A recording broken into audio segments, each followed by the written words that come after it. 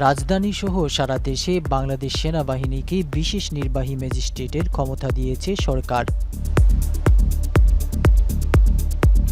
সেনাবাহিনীর কমিশনপ্রাপ্ত কর্মকর্তাদের এই ক্ষমতা দেয়া হয়েছে।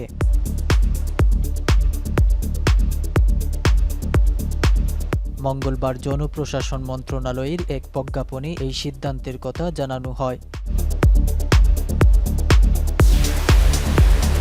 প্রজ্ঞাপন জারির তারিখ অর্থাৎ মঙ্গলবার থেকে এই সিদ্ধান্ত কার্যকর হয়েছে।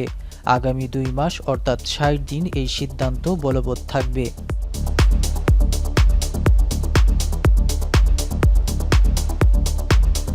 কোটা সংস্কার আন্দোলন ঘিরে ঢাকাসহ সারা দেশে সংঘর্ষ ছড়িয়ে পড়লে গত 19 জুলাই দিবাগত রাতে সারা দেশে সেনাবাহিনী মোতায়েন ও কারফিউ জারি করে সরকার। ছাত্র জনতার অভ্যুত্থানে গত 5 আগস্ট আওয়ামী লীগ সরকারের পতন হয়। এরপর 8 আগস্ট অন্তর্বর্তী সরকার গঠিত হয়। দেশের বিদ্যমান পরিস্থিতিতে এখনও সারা দেশে সেনাবাহিনী মোতায়েন আছে।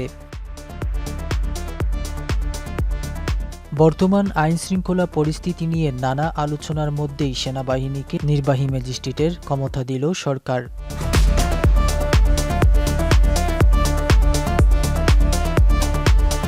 প্রজ্ঞাপনে বলা হয়, ফৌজদারি কার্যবিধি অনুযায়ী সেনাবাহিনীর কমিশনপ্রাপ্ত কর্মকর্তাদের বিশেষ নির্বাহী ম্যাজিস্ট্রেটের ক্ষমতা অর্পণ করা হলো।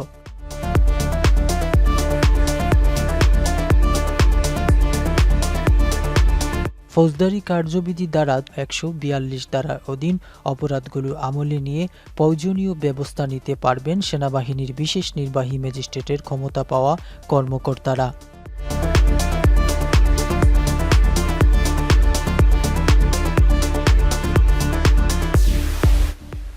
এর ফলে নির্বাহী ম্যাজিস্ট্রেটের দায়িত্ব পাওয়া সেনা কর্মকর্তাদের উপস্থিতিতে কোনো অপরাধ সংঘটিত হলে তারা অপরাধীকে গ্রেফতার করতে বা গ্রেফতারের নির্দেশ দিতে পারবেন।